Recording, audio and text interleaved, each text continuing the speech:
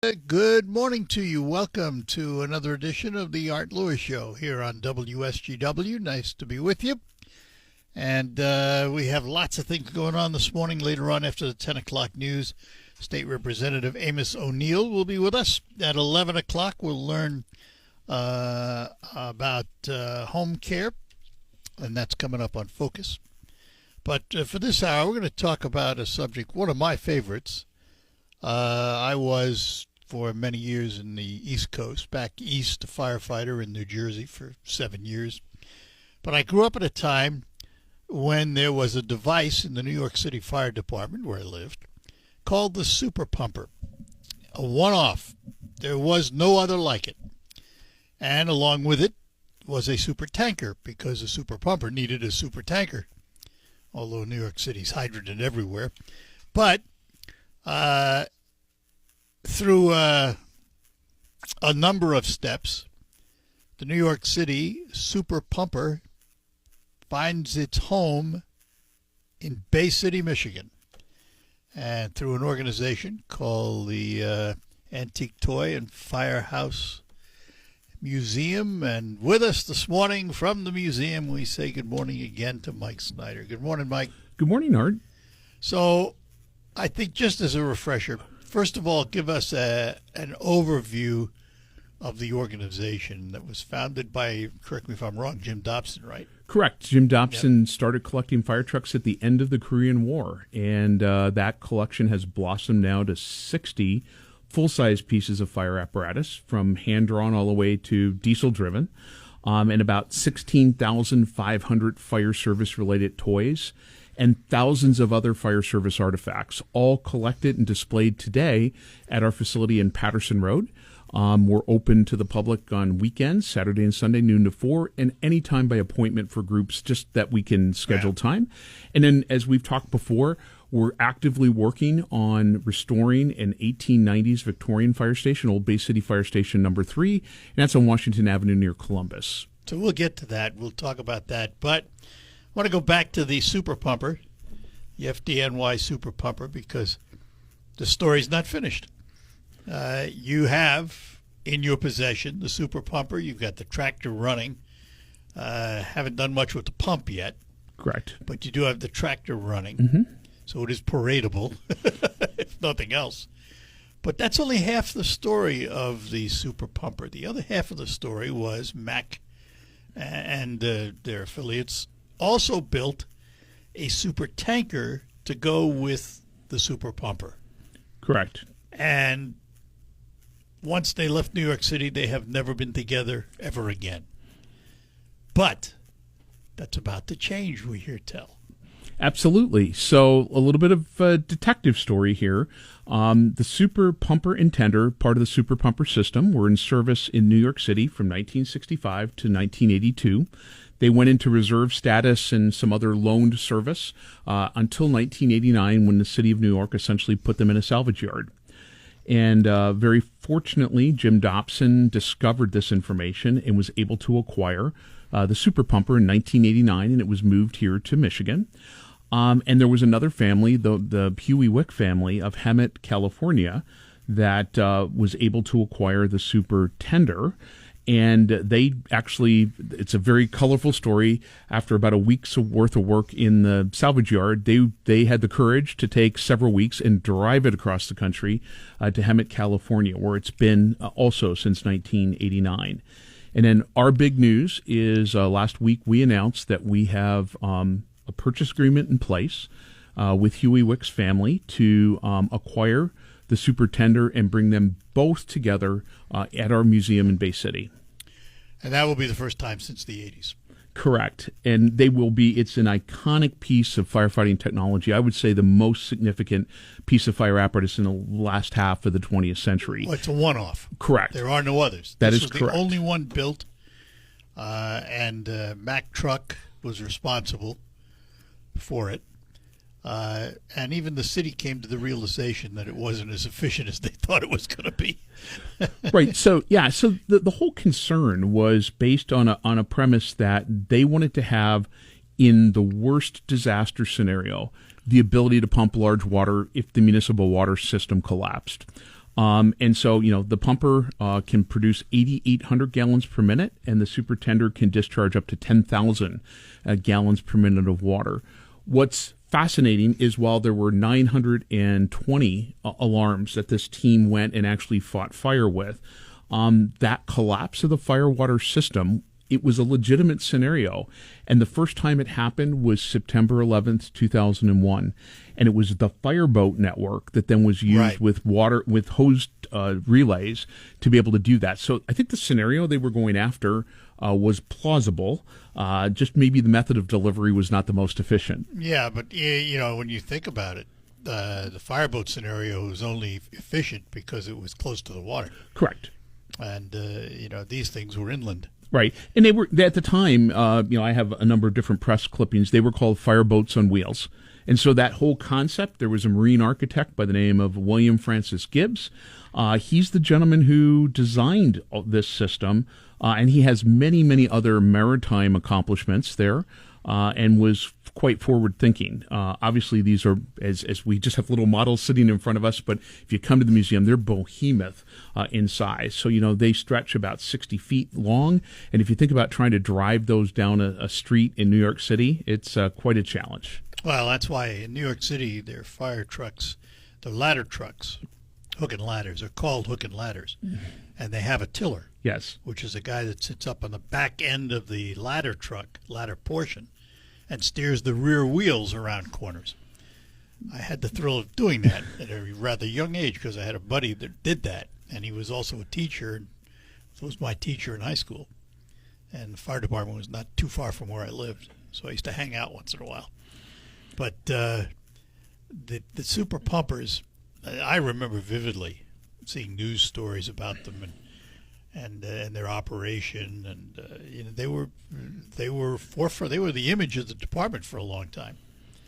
Yeah, I think they were viewed as, in many things in the large city departments, particularly the City of New York Fire Department, as, innovative, right? They were kind of a leading group of thought. MAC, as you mentioned, they are the ones that consolidated and put this together. The super pumper itself basically has an Napier Deltic locomotive engine that drives the pump on the back end. So we have we're pulling a trailer with a locomotive engine and then a huge industrial pump on the backside. And that, again, was quite innovative at the time. Yeah, and it's much like a locomotive. I mean, the pump sits in the middle of the trailer, and there's ventilation on both sides of it. And then hanging out the back are all your pump controls and everything. And then the tender, how many gallons does it hold? So the tender actually holds no water. It's basically a large hose wagon with high-pressure, large-diameter hose and a 10,000-gallon per minute water cannon. So it was meant to really deploy lots of water on a warehouse or other type of large fire scenario. But it has a cannon. So it has to be fed by pressure from outside the vehicle because Correct. It doesn't have its own pumps. Correct. So they would respond together as a team, and the super pumper would provide that water supply. And the hose would come off the other one. Correct. And then there were 3 subsidiary units that were called satellites. They basically were traditional MAC pumpers that had manifolds. They actually didn't have a pump on them. They were manifolds with water cannon. And they were for more what I would call flexible and easy to deploy locations, say around a warehouse or around a large fire. 60s and early 70s, I used to drive one of those because our fire department in New Jersey had one of those Macs. Except ours didn't have diesel. It was a Thermodyne gas engine, 4-speed straight-cut gears. And then the engine would also be your pump because you'd manually switch into it, and then you had your pumping functions. Yep. And we held 850 gallons. Now, which was, at the time, 850 gallons on a water tank of trucks like that. That was kind of a large amount of water. A lot of tanks were 250 or 500. Right. The biggest one you could get, I think, was 1,000. We had an 850. And then what's interesting, both of these, when Mac produced these are pneumatic automatic transmissions. So for the driver of the apparatus, it was really paying attention to where you were going. You didn't have to worry about shifting. Ours wasn't.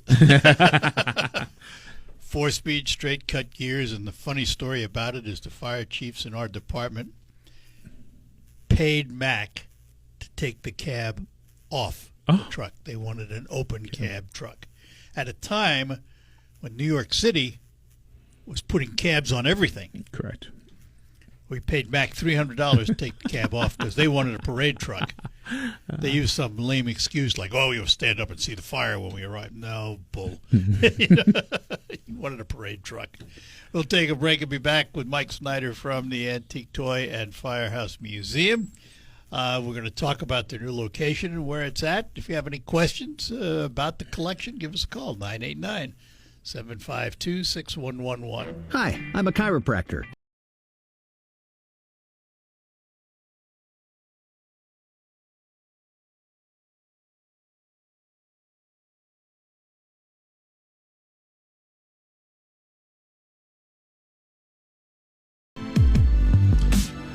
And we're back with you talking to Mike Snyder from the Antique Toy and Firehouse in the Firehouse Museum.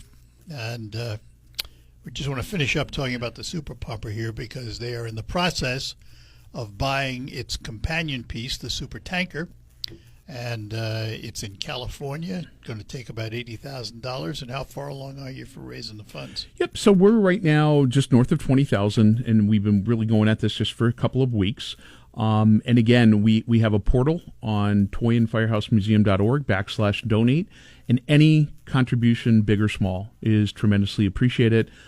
This just gets us lined up, and we're very enthusiastic about the fact that this fall the Super Tender will be shipped back here, and then these two pieces of equipment, both from a display standpoint, public access, and educational standpoint, will be available to the public. Mike, just out of curiosity, can you envision the day when you actually operate both pieces of equipment? So, absolutely. First of all, the Super Tender is mechanically intact. We're going to actually drive it onto the cartage vehicle. So, in Hemet, and California. really, that's the only part of it's mechanical. The rest Correct. is just a hose bed. The hose bed and the hydraulics, right, that drive the monitor nozzle. Does it come with the hose? There's a couple pieces of hose, but yeah, we're going to have to be a little creative on hose. And then obviously, hose from the 1960s would not pass the kind of pressure test that we would need to have. So that'll be something at the time, 4-inch hose. That was large diameter hose, and today we're using more 5 and 6-inch. On the Super Pumper, the Napier Delta, the heart of this thing that we have to work on is the Napier Deltic, which is basically a locomotive engine that's there. We have done a lot of testing of that engine, of the oil and other things, and actually mechanically, it seems like it's in good condition. Trying to physically turn it? Correct, yes, and there's a hand turning tool to allow you to do that. The issue really is we're going to have to replace the electrical wiring. I was going to say the electronics, but there's not really any electronics at all.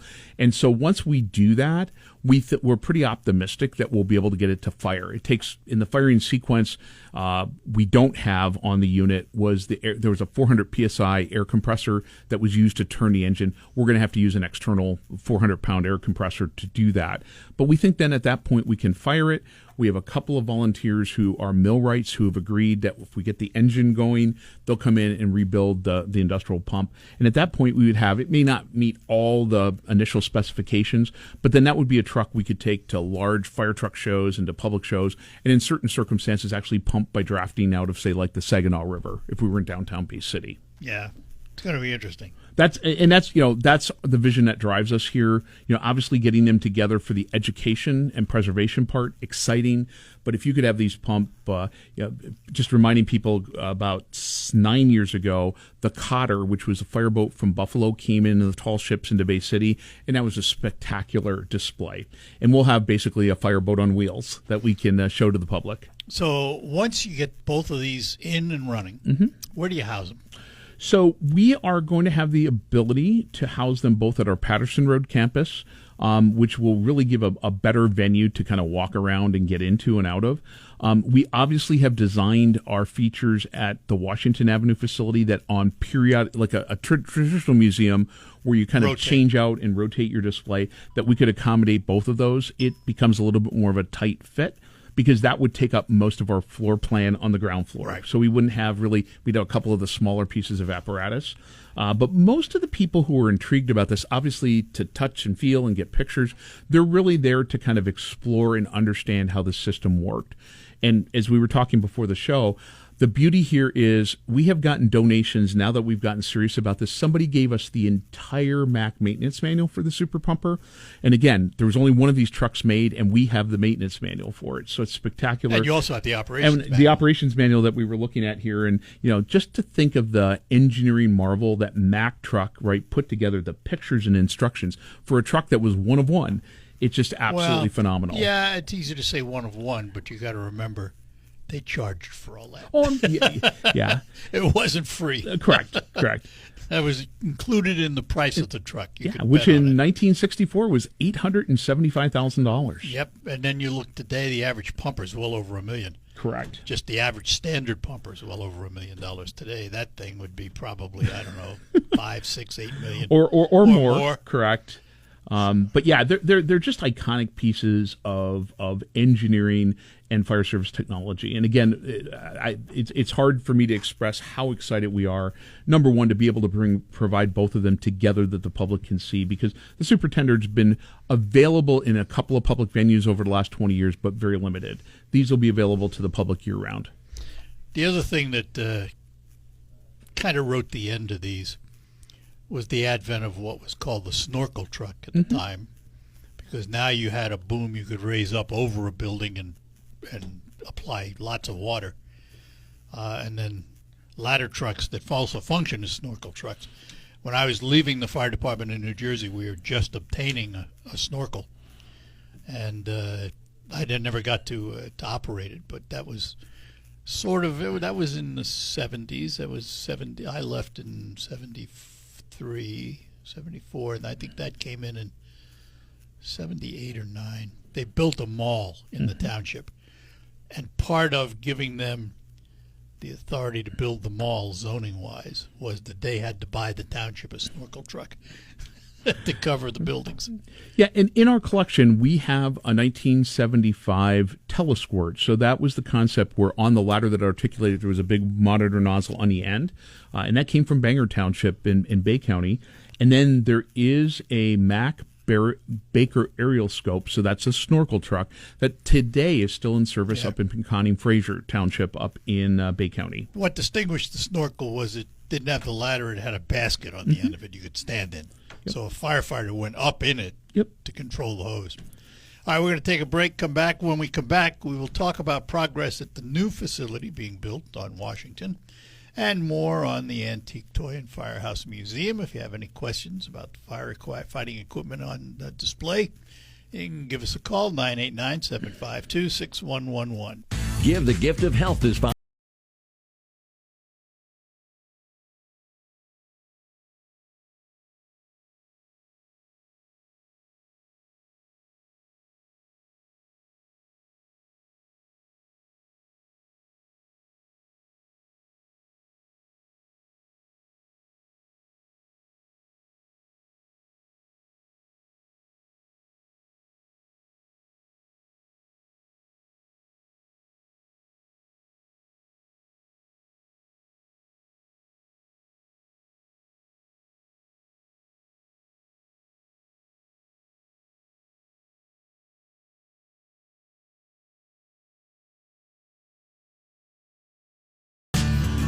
And we're back with you, talking to Mike Snyder from the Antique Toy and Firehouse Museum. And let's talk just for a second about the antique toy portion of this. Sure. How many toys do you have, and how did that get started?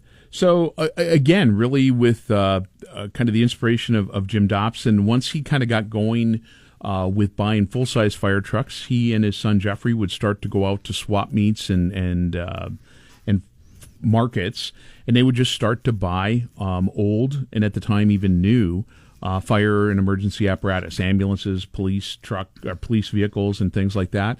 And over the years, we've grown to that collection now to about 16,500 units. Oh, that's a lot of buying.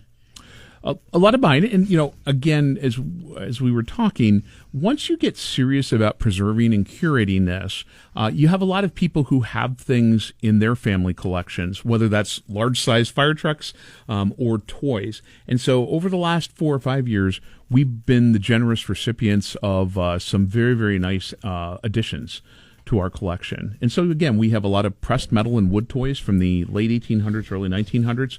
And then we have things that, like the die-cast models sitting in front of us, that really come from the early 2000s.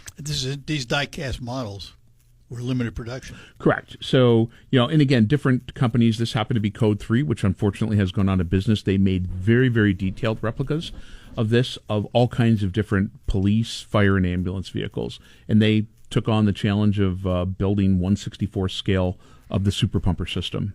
Can you find these anywhere? So on the secondary market, there, the SAT, which is the pumper, the tender, and 3 of the satellites, oftentimes in the market are about $400 to $500. Yeah, and that's with the satellites. Correct. So let's talk about the new house. Sure. The new old house on Washington in Bay City. Yep. You've been at this now how long with this building? So we acquired the building in 2019, and then COVID kind of put the brakes to a lot of things.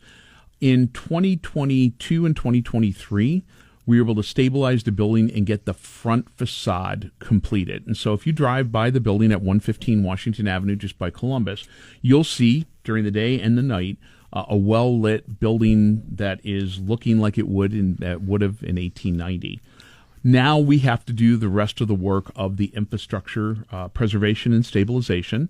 And once that infrastructure is done, then it's really outfitting the building, heating, ventilation, air conditioning, and then the education and display centers. So the second part of this contract is a 4-phase project. It's going to be let this summer. And once we get that going, we believe, at least from some of the donors that have indicated, you come with the foundation and the backbone of this done, will help outfit the rest of this. So I think we're almost at the top of the hill of challenge, and then things should become a little bit better. So we should be able to open, we believe, to the public there for 2026. Because this is history and education, do any of the foundations come forward? So we are working that, and again, it's when you focus on kind of an educational or STEM mission. It's a key word. Correct. And again, right at the heart of what we do, we're preserving these firefighting relics in history and emergency service. We're really then educating. And so there's a lot of science and engineering. We were talking, right? We have a fire alarm telegraph system, right, that uses technology from the Civil War, from, Samuel Morse was the backbone of that. And so we go through exercises of how do you call a fire department, right? And you look at it through the cell phone of today. We go all the way back to how you'd get a fire truck or a fire piece of apparatus in 1890. And then there's, electricity and hydraulics and all kinds of neat things that we can really deal with grade school children all the way through. We had a group from Saginaw Valley State University last fall, the Office of Lifelong Learning, and we spent an entire day going through the collection and looking at it from a science, technology, and engineering perspective. There's a lot to learn as a firefighter. I mean, do Correct. you use volume or do you use pressure? Correct. Which one and when? Yes. And part of this is we want people to understand there is a lot of science and math behind this. And, it is a challenge today to be a firefighter, right? Because not only do you have to have kind of the physical stamina and the smarts to be able to kind of handle all kinds of situations that come at you, but there's all the things like hydraulics and friction loss and all the types of rescue, calculating loads and, rescue types of things that you have to deal with. And Michigan is a state that requires firefighter 1 and 2 in order to be even a volunteer. Correct. Back in the day when I did it in New Jersey, that didn't happen. You were self-taught in your fire company. You had a training officer, and they took on the responsibility, but it wasn't a certificate program. You couldn't go from firehouse to firehouse because you really didn't have any credentials. Yeah. And, at the end of the day, I think it has tremendously improved our capability in service, whether career or volunteer. And it has clearly increased firefighter safety, right? Because there's lots of ways that firefighters can get hurt. And the better somebody is prepared for these unforeseen and high-risk situations, the better the outcomes are going to be. And the other thing today, and it's true not only in paid departments, but it's true in paid on-call and volunteer departments, they're having a tough time finding the people to do it. Tough time. It is one of the biggest challenges. I come like you do from the East Coast, and at that when I was there, every crossroads had its own little volunteer fire company, and the reality has been there's a lot of if we go back 40 years ago to talk about merging or even at times cooperating, that was a revolutionary concept, and today they have to really now amalgamate so that they can get critical staffing, that they can operate safely apparatus and provide service to the community. We had a township. Population-wise, was about 40-some-odd thousand people. 135 volunteers, 24 pieces of apparatus, including 4 ambulances. 11 miles north and south, 8 miles east and west. That's how big the township was. We had a dynamite factory. We had a rocket test stand. We had an RCA vinyl storage warehouse, which caught fire one year. We had all these things in this township. It was all volunteer. Picture that today in a city like Bay City or a city like Saginaw.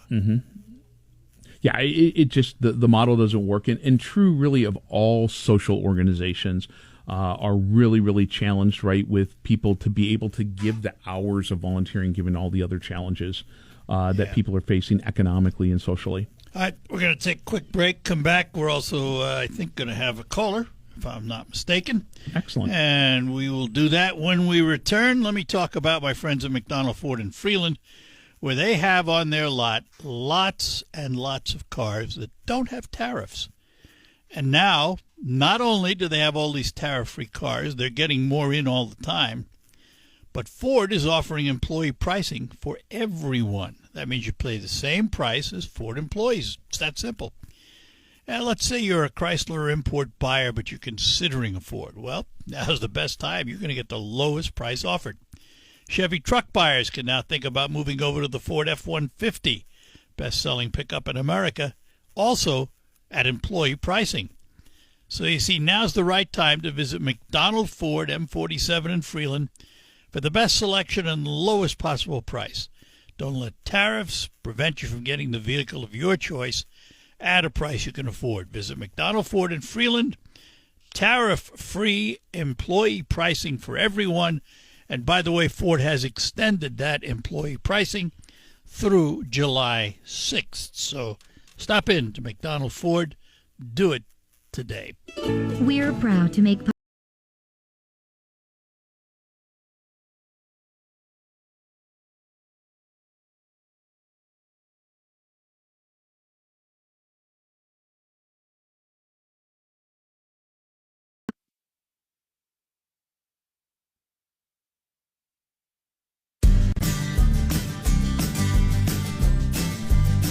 All right, back with you with Mike Snyder from the Antique Toy and Firehouse Museum. And we have caller Mike. This is Maria. Maria is in Saginaw. Maria, good morning.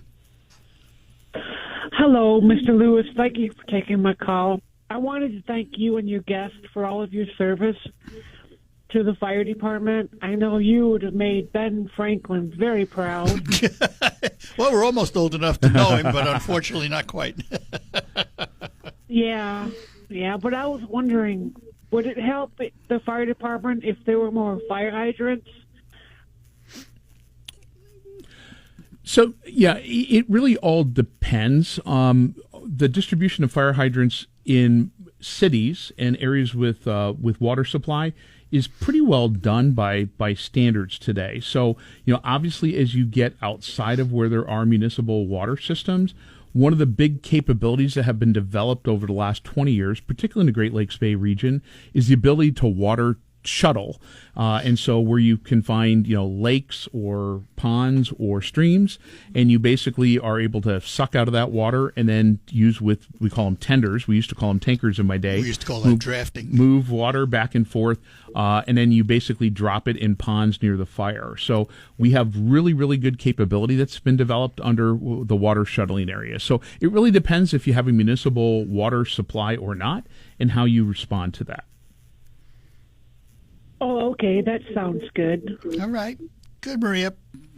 Thanks for calling. Well, thank you. You bet. Thank you. Bye-bye now. Bye. The fire service really has changed with technology quite a bit, hasn't it? Maybe not so much the pump. A pump is a pump, and some things stay the same forever. But how those pumps are controlled, technology has made great advancements. Absolutely, and so has the price of the truck. Yeah, I mean, most municipal fire trucks are $1 million investment these days. At least, yeah. We kind of joke that, we do a lot of work on our trucks from the 20s, 30s, and 40s, and, basically the backbone of those are very similar, even though the brands may be different. We fear the day when somebody 50 years into the future is going to have to try to